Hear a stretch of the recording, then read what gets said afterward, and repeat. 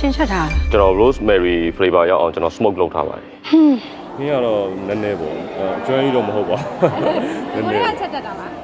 အေးပေါ့ဟင်းချက်တော့ဝါသနာပါပါတယ်ကျွန်တော်ဝါသနာပါတယ်တေချာမလွတ်ပြစ်တာပဲရှိတယ်အဲ့လိုမျိုးတော့အဲ့လိုကိုလျှောက်တဲ့ဒီလျှောက်တဲ့လျှောက်မှုရကြိုက်တော့ဒီတော့တော့လည်းအားနေရှင်တော့တကယ်ချင်းနေနဲ့စုနေတဲ့ခါကြလို့ရှင်အဲ့လိုမျိုးစက်သားဟင်းတွေပါရောနည်းနည်းပါအဲ့လိုချက်တာလေးရှိပါတယ်ပေါ့ပါအရင်ကျွမ်းကြီးတော့မဟုတ်ဘူးကျွေးပါလားရှင်အားသာချက်ကကျွန်တော်ဟင်းကောင်းကောင်းချက်တတ်ပါတယ်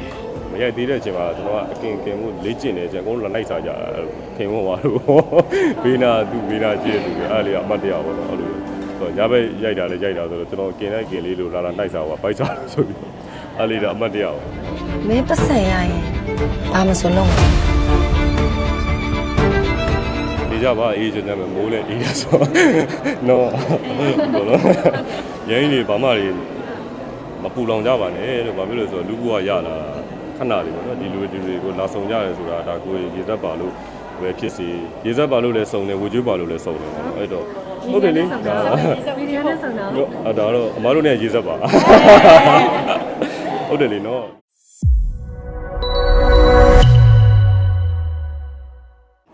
်ခုနပြောသလိုပေါ့နော်ဒီ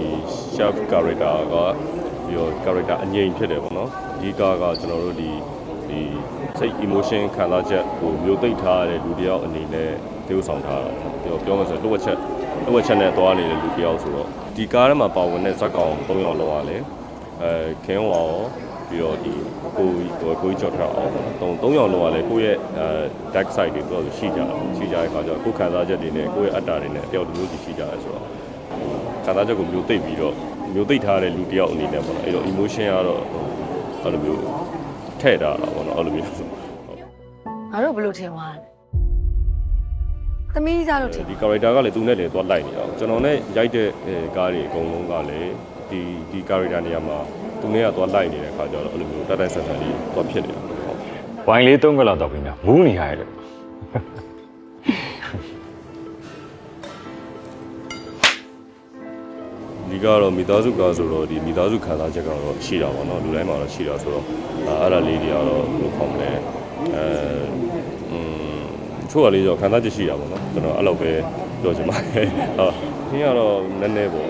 ကျွမ်းကြီးတော့မဟုတ်ပါဘူးနည်းနည်းချက်တတ်တာပ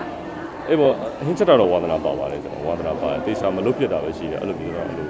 ကိုလျှောက်တဲ့ဒီလျှောက်တဲ့လျှောက်မှုရကြိုက်တော့လျှောက်ဖို့ချက်ကျွေးချက်ဒါကျွန်တော် rosemary flavor ရောက်အဲ့လိုတော့မရှိပါဘူးတခါတလေပေါ့နော်အခုတော့နောက်ပိုင်းတော့အလုပ်တွေတိတ်မအားတော့တိတ်ချက်ပြတော့ရင်တော့လည်းအားနေရှင်တော့တကယ်ချင်းနေနဲ့စုနေတဲ့ခါကြလို့ရှင်အဲ့လိုမျိုးစက်သားဟင်းတွေပါရင်လည်းပါအဲ့လိုချက်တာလည်းရှိပါတယ်အပေါ့ပါအရင် train တော့မဟုတ်ဘူးကျွေးပါလားမြန်လုံးတော့ဟင်းကတပွဲနဲ့အစိမပြေဘူးခုမှအဲ့ဒီကြာနေအများကြီးပဲဟင်းချက်နေနဲ့အဲ့မှာကျွန်တော်တို့ဒီဇဝန်ကန်ထဲမှာအကင်ကြရတဲ့အခန်းတကန်ပါပြီမရိုက်သေးတဲ့အချိန်မှာကျွန်တော်ကအကင်မှုလေ့ကျင့်နေကြအကုန်လုံးလိုက်စားကြတာခင်ဝင်သွားလို့ဘေးနာကြည့်ရသူတွေအဲ့လေအမှတ်တရပါတော့အဲ့လိုဆိုညဘက်ရိုက်တာလေရိုက်တာဆိုတော့ကျွန်တော်ကင်လိုက်ကင်လေးလို့လာလိုက်စားပါဘိုက်စားလို့ဆိုပြီး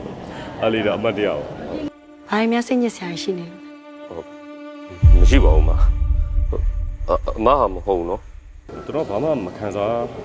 စားတော့တာအဲ့လိုမျိုးဘေးပတ်ဝန်းကျင်ကဘာကြီးပဲဖြစ်ဘေးပတ်ဝန်းကျင်ကဘာပဲဖြစ်နေအဲ့လိုမျိုးသိပြီးတော့မခံစားတတ်တော့ဘယ်သူတွေပဲဘာပဲပြောဘာတွေပဲလာပြောကျွန်တော်အကြောင်းပြောသည်ဖြစ်စေတခြားသူကြောင့်ပြောသည်ဖြစ်စေသိပြီးတော့မခံစားတတ်တော့အဲ့လိုစိတ်ကိုကိုယ့်ရဲ့စိတ်ကိုပဲကိုငြိမ်းချမ်းအောင်ကျွန်တော်နေတယ်ပေါ့နော်အေးချမ်းအောင်ပဲကျွန်တော်တတ်နိုင်တော့စူးစမ်းပြီးတော့နေအောင်လူတွေကတော့ဒါကတော့စိတ်ပစ္စည်းမှုတွေစိတ်ညစ်စရာတွေကတော့လူတိုင်းမှာရှိကြတာအဲ့ဒီပုံမှာကိုကအကြာကြီးခံစားနေရင်ကိုပဲဒုက္ခရောက်မှာလေနော်ကိုကမြင်အဲ့ဒါတွေကိုဖြတ်နိုင်လို့ရှိရင်ကိုပဲစိတ်အေးချမ်းမှုရမှာဆိုတော့ဘယ်ဟာရွေးမလဲပေါ့အဲ့ဆိုတော့တခုဆိုရင်ဘာမှအဲ့လိုအကြာကြီးသိပြီးမခံစားတတ်တော့သိပြီးတော့ဒီဟာလေးပဲပေါ့လေးပဲလှုပ်ဆက်ရှိရလုပ်တယ်အတိတ်တွေကိုလည်းကျွန်တော်ပြန်ပြီးတော့မတွေးဘူးအနာဂတ်မှာလည်းကျွန်တော်အရင်ဘာမှသိမမျှော်လင့်ဘူးလက်ရှိဖြစ်နေတဲ့အရာဒီတရက်စာလေးကိုပဲတတ်နိုင်ဆုံးအကောင်းဆုံးဖြစ်အောင်စူးစမ်းပြီးတော့သွားတယ်အဲ့လိုပဲကျွန်တော်နေနောက်ပိုင်းအဲ့လိုမျိုးနည်းနည်းတော့ကြာပြီနည်းနည်းကြာအဓိကတော့ကျွန်တော်တရားနာပါကျုပ်ဆရာတော်ဘုရားကြီးဟောတာလေးနားရတယ်ပေါ့နော်အဓိကတော့ကျွန်တော်ဗုဒ္ဓဘာသာဖြစ်တဲ့ဗုဒ္ဓရဲ့တရားတော်တွေပဲကျွန်တော်နာပြီးတော့အဲ့ဒီအတိုင်းပဲစိတ်ကိုပဲလေ့ကျင့်တယ်ကိုယ့်ကိုငြိမ်းချမ်းအောင်ဘယ်လိုလုပ်အောင်လဲပြီးတော့ကိုယ့်ရဲ့ပျော်ရွှင်မှုကသူတစ်ပါးအပေါ်မှာ မိခုမှုမရှိအောင်ကိုယ့်ကိုတယောက်တည်းလေးနေတတ်အောင်ဘယ်လိုလုပ်ရမလဲပေါ့အဲ့ဒါတွေကကျတော့ဒါတရားနာမှာများများသိလာမှာပေါ့နော်ဝေဖန်တာတွေတိုက်ခိုက်တာတွေပြောကြဆိုကြတာတွေကတော့ဒါကတော့ဟိုရှိကြတာပဲလေအဲ့ဒါကိုကိုကမယူရင်ရပြီလေကိုကလက်ခံမှာအဲ့ဝေဒနာတွေကခံစားမှာအဲ့ဝေဒနာတွေကိုကမခံစားဘူးအဲ့လိုမျိုးဆိုရင်သူတို့ပြောနေတာကဘယ်လိုခေါ်မလဲကိုမယူရင်ရတယ်လေကိုကလက်ခံမှာဖြစ်တာဆိုတော့ကျွန်တော်အဲ့ဒါလက်မခံဘူးသူများပေးတဲ့ဒီဝေဒနာတွေကျွန်တော်တိုင်းမခံပါဘူးအဲ့လိုဆိုတော့ပေါ့ကိုပဲကျွန်တော်အဲ့လိုပဲဟိုမသိကြအောင်ဆောင်တာတဲ့လေးလူရှုတာပေါ့လေးလူရှုနိုင်တယ်ပေါ့လေးလူရှုသွားနိုင်တယ်တဖြည်းဖြည်းနဲ့တော့အဲ့တော့ကြည့်ကြအရေးထူတယ်လည်းမဟုတ်ပါဘူးအေးဘယ်လိုခေါ်မလဲကျွန်တော်ခုနပြောသလိုမခံစားတတ်တော့ကျွန်တော်မယူတော့တာဘာမှမယူတော့တာကောင်းသည်ပဲဖြစ်စေကောင်းရင်တော့နားထောင်လိုက်တယ်ကိုယ်နဲ့တဟဇာတာမဖြစ်တဲ့အရာတွေဆိုရင်တော့ကျွန်တော်နားမထောင်ဘူးစိတ်ထဲလည်းမထားဘူးကိုယ့်ဘောမှာတကယ်ကောင်းစေခြင်းနဲ့စေတနာနဲ့ပြောတာလားတိုက်ခိုက်ခြင်းနဲ့စကားနဲ့ပြောတာလားအတင်းပြောခြင်းနဲ့ဆန္ဒနဲ့ပြောတာလားအဲ့ဒါကျတော့နားထောင်လိုက်တာနဲ့ကိုယ်ခံစားလို့ရတယ်သိရတယ်ဆိုတော့ကောင်းခြင်းဆိုးခြင်းကိုကျွန်တော်ဘာမှမတုံ့ပြန်တော့ကောင်းတာဆိုရင်ဟုတ်ကဲ့ပဲမကောင်းတာလည်းဟုတ်ကဲ့ ရှင့်ကိုကျမထနှစ်ဆပေးမဲ့သူရှိရဆိုရင်ရော ကျွန်တော်အဲ့ဒီကိုသွားမှာပါ နေကြပါအေးကျွန်တော်မိုးလဲအေးရဆိုနော်ရိုင်းနေဘာမှတွေမပူလောင်ကြပါနဲ့လို့ဘာဖြစ်လို့ဆိုတော့လူကူကရလာ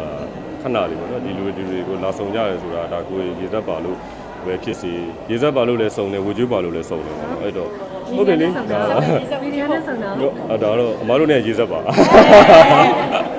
ဟုတ်တယ်လေနော်လူတယောက်နဲ့တယောက်လာတွေ့ပြီးတော့တယောက်နဲ့တယောက်ချစ်ခင်ဖို့ဆိုတာဒါလွယ်တဲ့ကိစ္စမဟုတ်ဘူးเนาะအဲ့တော့ဒီတယောက်နဲ့တယောက်ချစ်ချင်းမြတ်တာထားနိုင်လေပိုကောင်းလေပေါ့နော်မြတ်တာတရားထားနိုင်လေပိုကောင်းလေပေါ့နော်အဲ့တော့မြတ်တာတရားထားနိုင်ရင်သူလည်းအေးချမ်းတယ်ကိုလည်းအေးချမ်းတယ်ကိုကတော့ပူလောင်နေကိုကတော့သူများကိုမြတ်တာမထားနိုင်ဘူးဆိုရင်ကိုပဲပူလောင်နေသူကဘာမှမဖြစ်သွားဘူးအဲ့တော့ကိုထားရဲ့စိတ်ကကိုကိုပဲပြန်ပြီးတော့